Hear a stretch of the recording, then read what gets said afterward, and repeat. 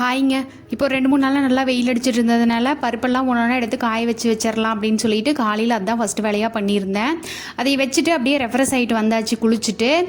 அதுக்கப்புறம் இவர் பருப்பில் வடை வேணும்னு கேட்டிருந்தாரு. அப்புறம் என்ன நினச்சாரோ தெரியல, தட்டைப்பயிர் வடை இருந்தால் போதும் அப்படின்னு சொல்லிட்டார். அதுவும் எங்கள் அம்மா செய்கிற மாதிரியே வேணுமா, அம்மா செய்கிற மாதிரி தானே செஞ்சுட்டா போச்சு அப்படின்னு மனசுக்குள்ளே நினச்சிட்டு கொஞ்சமாக தான் இருந்துச்சு. சப்போஸ் பத்தலைங்கிற பட்சத்தில் பருப்பு ஊற வச்சிடலாம் அப்படின்னு நினச்சிட்டு தான் இருந்தேன். அப்புறம் மதியம் எடுத்து பார்க்கும்போது 2 பேர் சாப்பிட்ற அளவுக்கு குவான்டிட்டி இருந்துச்சா, சரி ஓகேன்னு அப்படியே விட்டாச்சு.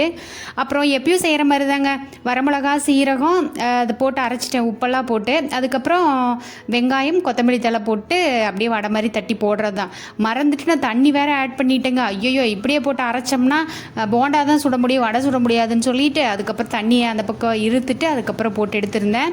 பருப்பில் பண்ணுற அளவுக்கு கிறிஸ்பினஸ் கிடைக்கல. ஆனால் வடையோட டேஸ்ட் ரொம்பவே நல்லா இருந்துச்சுங்க. அவ்வளோதாங்க, நாளைக்கு பார்க்கலாம், பாய்.